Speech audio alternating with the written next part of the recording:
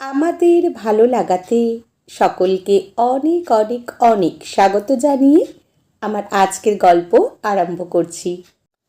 আজকের গল্প পটলের দিনকাল। গল্পটি তাহলে শুরু করি।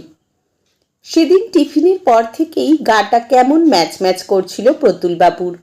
মোটামুটি কাজটাজ সারা হয়ে গেছে দেখে টাইপের ছেলেটাকে বলে তিনি আপিস থেকে বেরিয়ে পড়লেন বিকেল বিকেল। লালবাজার থেকে শিয়ালদা কতটুকুই বা পথ। চারপাশ দেখতে দেখতে দিব্যি লাগে হাঁটতে। শরীরটা ঠিক জুতেই নেই বলে আজ ট্রামে উঠেছিলেন। শিয়ালদা আসতে তখনও খানিক বাকি। খোলা জানলা দিয়ে নজরে এলো সামনের ফুটপাথে একটা ছোটোখাটো সবুজের পাহাড় যেন। একটা লোক চট পেতে বসেছে গুছিয়ে, দেদার বিকোচ্ছে কাঁচা আম। ততক্ষণে ট্রাম গুড়গুড়িয়ে লোকটার পাশ দিয়ে যাচ্ছে। প্রতুলবাবু আনন্দে আত্মহারা হয়ে গেলেন। দূর থেকে যাকে কাঁচা আম ভেবেছিলেন, আসলে সেটা তাঁর বড় আদরের পটল। ধরফর করে নেমে পড়লেন ট্রাম থেকে। আপিসের ব্যাগে বাজারের একটা থলে ভাঁজ করে রাখাই থাকে। নয়নতারা নিজে হাতে সেলাই করে বানিয়ে দিয়েছেন পুরনো পর্দা থেকে। সময়ে অসময়ে ভারী কাজে লেগে যায়। প্রতুলবাবু সেদিন রাজ্য জয়ের হাসি নিয়ে বাড়ি ফিরলেন। বাকি পথটুকু যেন উড়ে এলেন। পাল্লা ধরে পটল পেয়েছেন প্রায় জলের দরে। শরীরটা আপনি আপনি কেমন ফুরফুরে হয়ে গেছে। প্রবল ইচ্ছে হলো সাদা ফুলকো লুচি আর পটল ভাজা খাবেন। মা যতদিন বেঁচে ছিলেন আপিস ফেরত জলখাবার বেশ পরিপাটি হতো। ছেলের পটল প্রীতির কথা মাথায় রেখেই মনোরমা দেবী বেশিরভাগ দিনই লুচি করতেন, সঙ্গে গায়ে ঝিরিঝিরি দাগ দেওয়া পটল ভাজা। জম্পেশ করে নুন হলুদ মাখানো পটলগুলো ভাজার পর যেন ফুলের মতো ফুটে উঠত।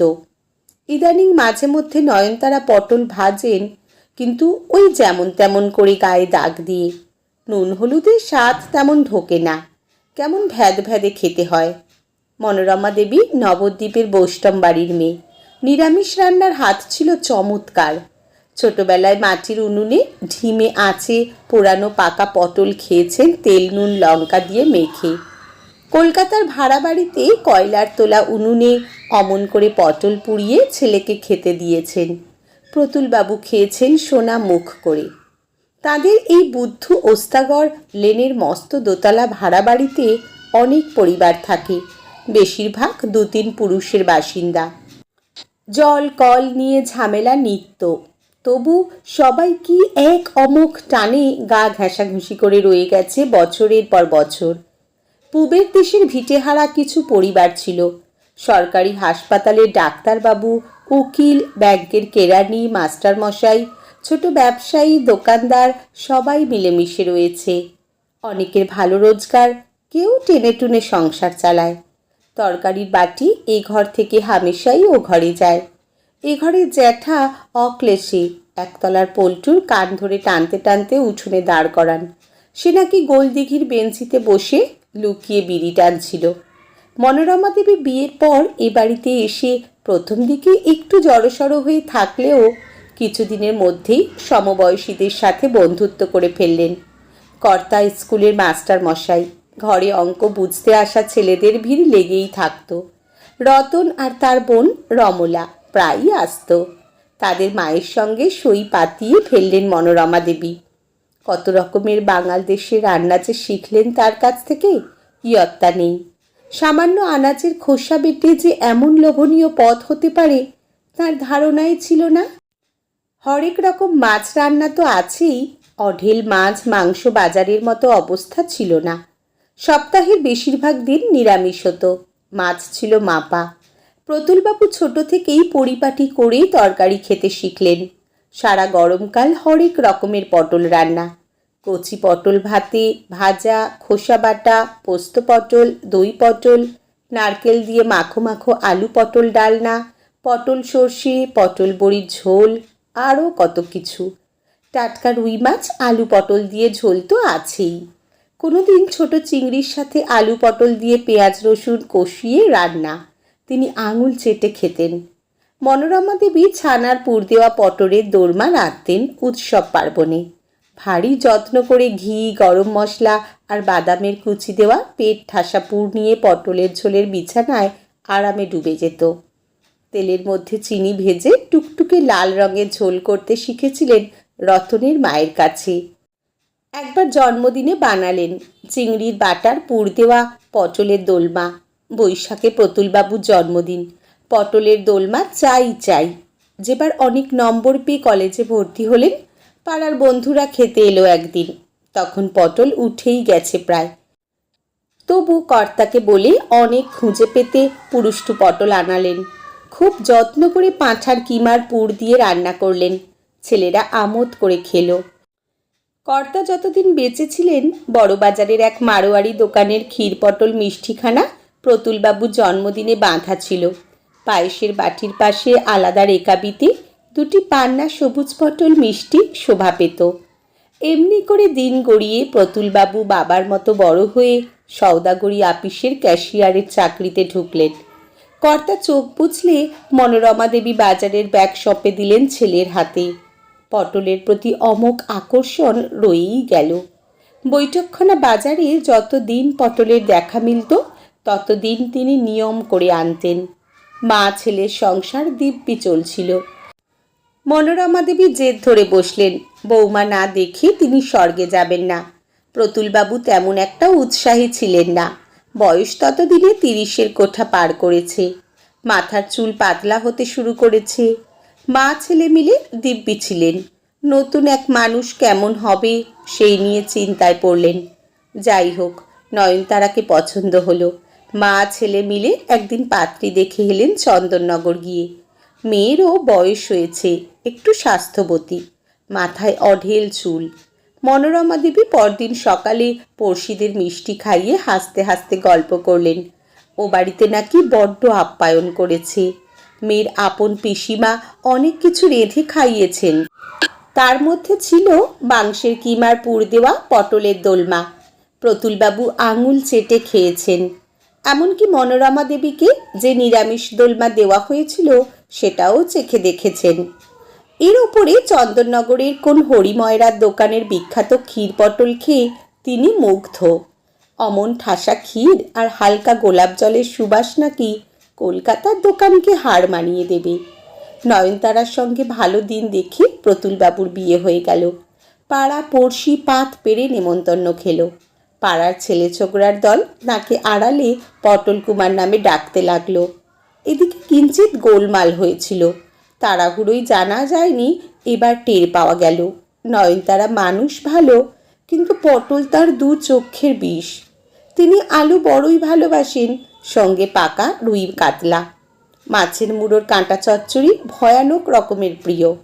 মনোরমা দেবী একটু দমে গেলেন বটে, কিন্তু আদর করে বৌমাকে ছেলের পছন্দের সব রান্না শেখাতে শুরু করলেন। নয়নতারা মেয়ে চমৎকার।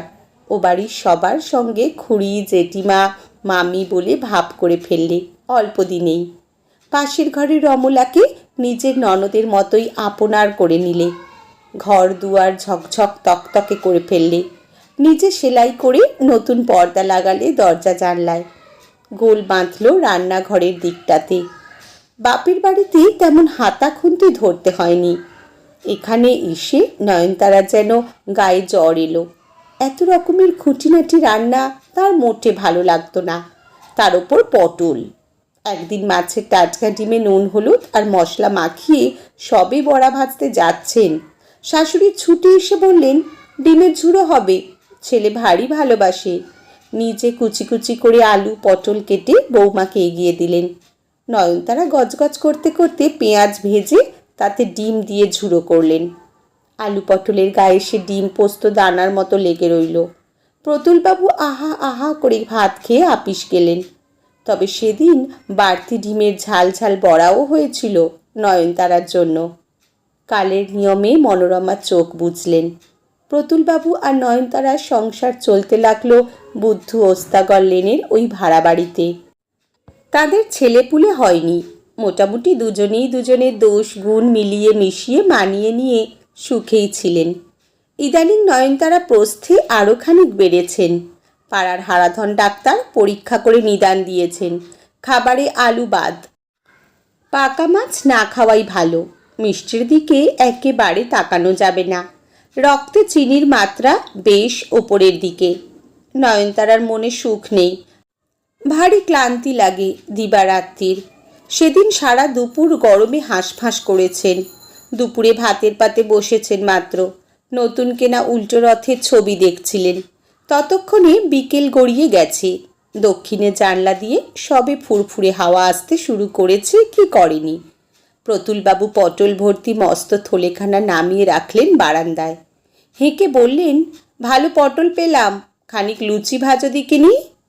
নয়নতারা হঠাৎ করে প্রচণ্ড রেগে গেলেন। মুখ নেড়ে কড়া কড়া দু চার কথা শুনিয়ে বলে বসলেন, এই গরমে লুচি করতে পারবো না, মুড়ি মেখে দিচ্ছি, খাও। অন্যদিন হলে প্রতুলবাবু সোনা মুখ করেই খেয়ে নিতেন। আজ তাঁরও রোখ চেপে গেল। সাধের পটল ভর্তি থলেখানা রান্নাঘরে রেখে আপিসের জামা কাপড় পরে দুম দুম করে বেরিয়ে গেলেন। এতক্ষণে নয়নতারার হুঁশ ফিরল। মানুষটা পেটে খিদে নিয়েই বেরিয়ে গেল। কাজটা মোটে ভালো হয়নি। শরীরটা ঠিক জুতের নেই, হঠাৎ হঠাৎ রাগ হয়ে যাচ্ছে। এইসব আকাশ পাতাল ভাবতে ভাবতে রান্নাঘরে এসে দেখেন থলি কাত হয়ে কি সব যেন ছড়িয়ে গেছে। মিষ্টির বাক্স ভরা বেশ অনেকগুলো সরের নাড়ু দেখে তার মনটা ভারী নরম হয়ে গেল। আরও দেখলেন শালপাতায় মোড়া কয়েক ছড়া বেলফুলের মালার গন্ধে রান্নাঘর ভুরভুর করছে। রমলা ছাদ থেকে শুকনো জামা কাপড় নিয়ে নামছিল। রান্নাঘরে আলো জ্বলতে দেখে একবার উঁকি দিয়ে দেখল এক রাশ পটলের মাঝখানে মাথায় হাত দিয়ে বসে আছেন নয়নতারা। দেখে কেমন মায়া হলো তার। বললে, দাদার পাগলামো আর গেল না, এই এত পটল কেউ আনে? নয়নতারা হু হু করে কেঁদে ফেললেন। তার কাছে সব শুনে রমলা কোমর বেঁধে নেমে পড়ল। দাদা বৌদি দুজনকেই সে বড্ড ভালোবাসে। বৌদিকে গামলায় ময়দা তেল সব এগিয়ে দিল। নিজে বটি পেতে বসে ঝটপট করে সব কুটে ফেলল। পটলের খোসাগুলো যত্ন করে গুছিয়ে রেখে বলল, কাল শিলে বেটে দেবো ক্ষণ, খোসা ভাজা করো। প্রতুলবাবু রেগে মেগে বেরিয়ে গিয়ে পাড়ার ক্লাবের তাসের আড্ডায় খানিক বসলেন। সবার সঙ্গে দু চার কাপ চা খেলেন। তারপর খিদে যেন চাগার দিয়ে উঠল। 9টা নাগাদ বাড়ি ফিরে দেখলেন রান্নাঘরে তখনও আলো জ্বলছে। পায়ের আওয়াজ পেয়ে রমলা ব্যস্ত হয়ে ছুটে এসে বলল, দাদা রাগ করো না আর, চটপট জামা ছেড়ে এসে বসে যাও, গরম গরম খাবে। প্রতুলবাবু খানিক বাদে এসে দেখলেন আসন পেতে জায়গা করা হয়েছে। কাঁসার থালায় ধবধবে সাদা ফুলকো লুচি, একপাশে নুন, আর মা যেমনি করে করতো তেমনি জিরি জিরি গায়ে দাগ দেওয়া পটল ভাজা। রমলা আরও খান দুয়েক বাটি এনে পাতের পাশে রাখল। প্রতুলবাবু আনন্দে ডগমগ হয়ে দেখলেন গোবিন্দভোগ চাল মাখামাখি আলু পটলের দম, ঘিয়ের গন্ধে ভুর ভুর করছে। আতমালা নারকোল ছিল বোধ হয়, সেটা বেটে পুরুষ্টু পটলের গা মাখা আর একটা তরকারি, পাশে রেকাবিতে সরের নাড়ু। প্রতুলবাবু ভারী খুশি হয়ে লুচি ছিঁড়ে গোটা পটল ভাজা একখানা মুখে পুরলেন। আরামে তার চোখ বুজে এলো। কানে শুনলেন নয়নতারা মুখ ফিরিয়ে বলছেন, ঠাকুরজি দাদাকে বলো সাবধানে লুচি ছিঁড়তে, গরম ভাপ লেগে আঙুল পুড়বে। আজকের গল্প এখানেই সমাপ্ত। কলমে পিয়ালি দত্ত, পাঠে জয়তী। ধন্যবাদ।